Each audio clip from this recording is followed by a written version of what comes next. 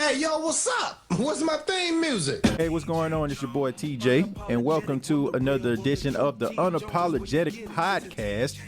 So glad to be with you. Thanks for taking the time out to listen to this podcast. Before I get started, I want to remind you to check out Unapologetic Radio. Unapologetic Radio is the 24-hour hip-hop and R&B online streaming station. All you have to do is go to live365.com, search Unapologetic Radio, and you'll get access. And you can also download the Live 365 app and search Unapologetic Radio, and you'll be able to listen to it on the go. So that means if you're at the gym, if you're jogging on the road, you can ride a bicycle, you can be in your car, you can be taking that long road trip. You don't have to worry about commercials. You don't have to worry about being in that town that got that bomb rap station, and then you drive a little further and all of a sudden you can't hear it anymore. All you have to do is download the Live 365 app, search Unapologetic Radio, and you'll get access to the 24-hour hip-hop and R&B station. Now that I got that out of the way, let's talk a little bit about some things that are going on in my life. And one thing that I'm really, really proud of is the fact that I'm a father now. I love being a father. It's probably one of the most gratifying things ever, like to actually have a child of your own. Actually, right now, my son Paxton is actually a part of the podcast right now. I'm actually holding him in my arms, and now you can hear him. Yeah, man. Yeah, he's a part of the podcast. I had him on an episode a couple weeks ago. And I have to say, one of the greatest feelings in the world is actually being a father, having a child of your own. It's one of those surreal things. Like, I still cannot believe that I'm a father. I still cannot believe that. And, it just puts my whole life into perspective. Like, any guy out there that has a child, you have children, you know how I feel. It changes you. It changes you. It makes you want to be better. It wants you. It makes you want to be a better version of yourself. It's like I cannot allow a second going by without me thinking about how can I be a better father, a better man, a better human being. Because I want my son to look at me with a lot of respect. I want him to look at me one day and say, I want to be just like my dad. And then one of the reasons why I decided to talk about this was I was looking at an interview on the Breakfast Club, and it was featuring Gerard Carmichael. Now, you might not know who that is. Gerard Carmichael is a comedian. He had a show on NBC called The Carmichael Show. It didn't last very long. But he is a respected comedian. He's a guy who's not always, on social media or anything like that. He's not one of those household names. But he was talking about an issue that he had with his father.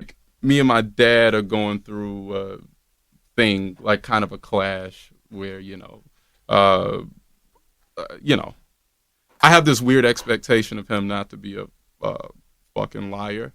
And and he's having trouble living up to that expectation. Yes, apparently Gerard Carmichael's father cheated on his mother. And Gerard Carmichael in this interview, and I encourage anybody to check it out. It's on the Breakfast Club, of course. You can check it on YouTube, youtube.com, search the Breakfast Club. He talks about how it affected his life. He talked about how great of a relationship he had with his father, how much love he had for his father, and how when he found out his dad cheated on his mom, how it hurt him.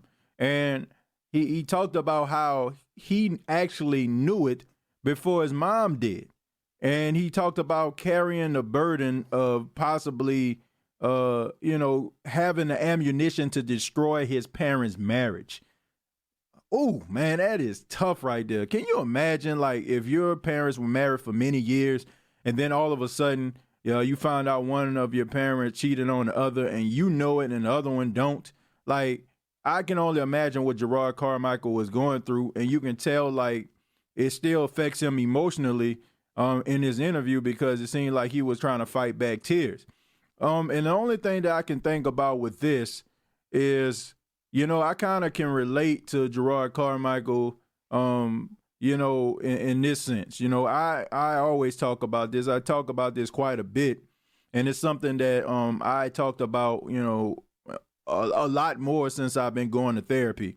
And it's the relationship or lack thereof that I had with my father.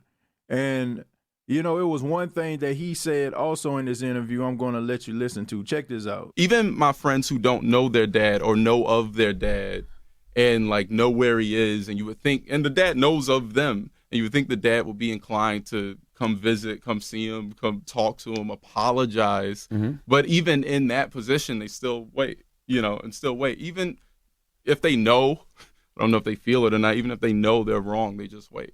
That's something that I never understood with men who know they have not been in their child's lives. Like, why do they just sit on the sidelines? They know what the right thing to do is. But they choose to just sit on the sidelines and not try to go the extra mile or try to extend the olive branch to try to establish some type of relationship with their kids. I just don't get it. Gerard Carmichael, great interview, man, but it seems like to me that he lost a lot of respect for his dad that he once had. And I can just think about the level of respect that I want my son to have for me. One thing that drives me is the fact that I want my son to one day know that he had a dad that he can count on. To know that he had a dad that he can look to as motivation and inspiration in his life. And I would feel terrible, absolutely terrible, if I failed that mission. And that's something that I think about constantly, is being a good father to my son. Because I don't want my kids, my son, to be disappointed in his dad. I just don't.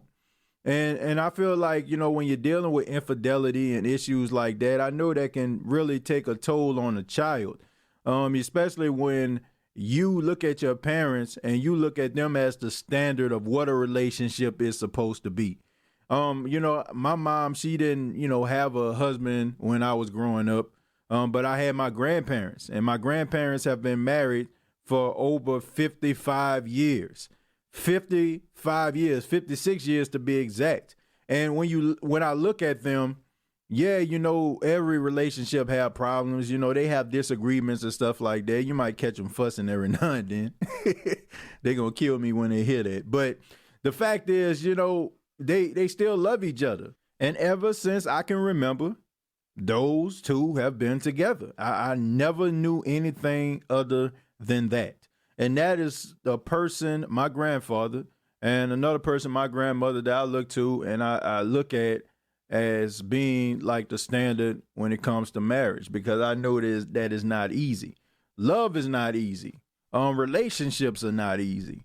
Man, we all been there. We all have had issues, right? Unless you're one of the fortunate ones where you're probably dated one person your whole entire life and you fell in love and you got married and you don't know anything else other than that. But we all know about those relationship issues. We know about the ups. We know about the downs. But when I look at a relationship now, I just can't see me going out there and hurting my fiance and hurting her to a point where, one day my son will look at me with so much disappointment because I hurt his mom.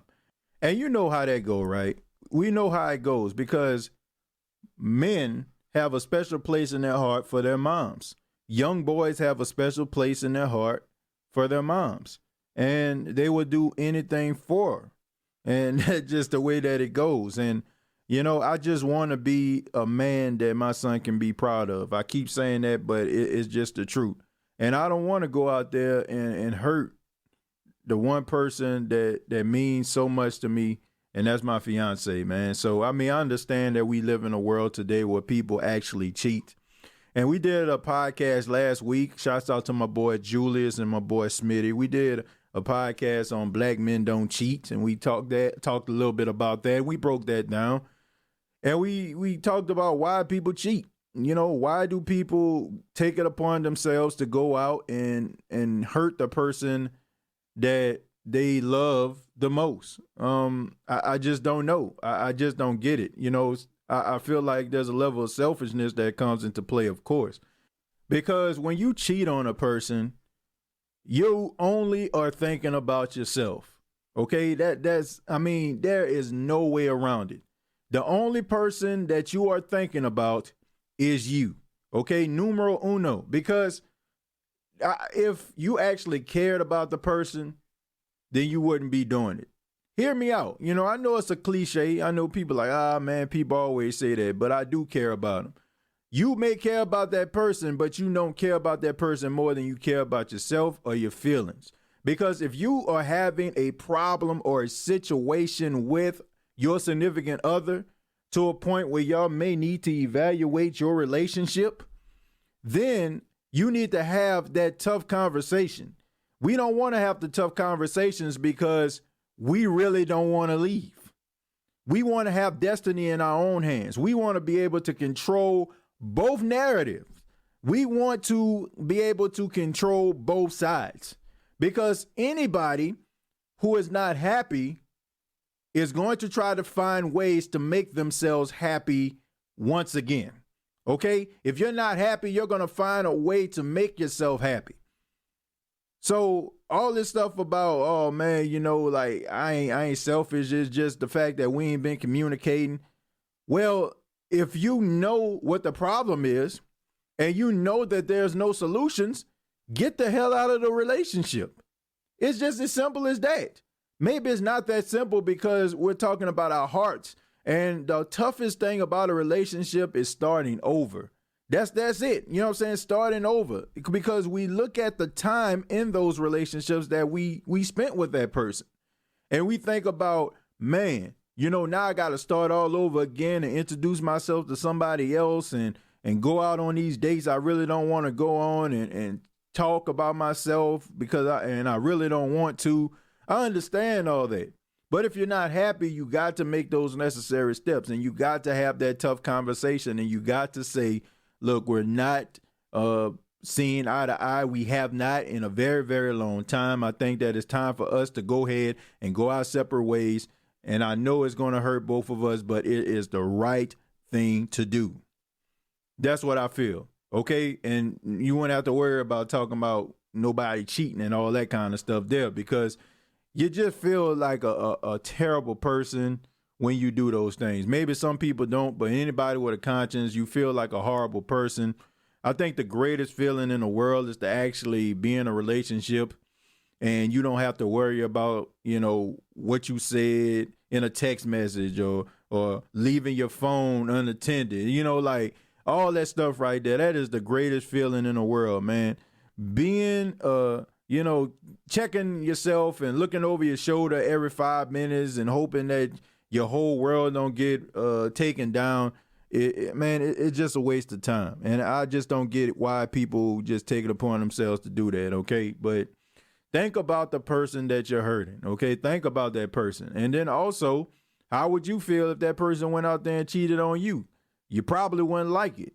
You probably wouldn't like it at all, man. So if you're out there and you're doing these things, man, just look inside yourself and realize that, you know, the person that you are cheating on deserves a lot better. And you deserve a lot better. If your relationship is not up to snuff, if it's not up to where it needs to be, then, you know, talk and see if y'all can work those things out. And if you can't work it out, then just come to a mutual agreement and go ahead and just terminate the relationship. Yes, it will be hard, but life goes on. And you won't have to deal with situations like being so angry that it can cause you to do some bodily harm to someone. And think about your kids also, you know, think about that effect. I mean, we look at this interview I was referring to, Gerard Carmichael. I mean, this man is around 30 years old, and just look at how it affects him. I mean, I know you probably didn't check it out, but just go check out the interview and listen and feel the hurt from this man. that his father hurt his mom the way that he did. And you can really tell, like, this man probably had a father that he looked up to and he idolized and he looked at like he was Superman, and he let him down. And just think about that, especially if you have kids. But that's something that I don't want. I just want my son to know that his dad loves him, he appreciates him, and he just wants what's best for him. And he wants to show him what real manhood is all about, and he wants to show him what real love is all about. So, good interview by Gerard Carmichael. Y'all check it out once again, youtube.com, search The Breakfast Club. But this has been the Unapologetic Podcast. Please subscribe to the Unapologetic Podcast YouTube channel, youtube.com, search Unapologetic Radio. And also go to facebook.com, search Unapologetic Radio, and you'll be able to check out Unapologetic Podcast there.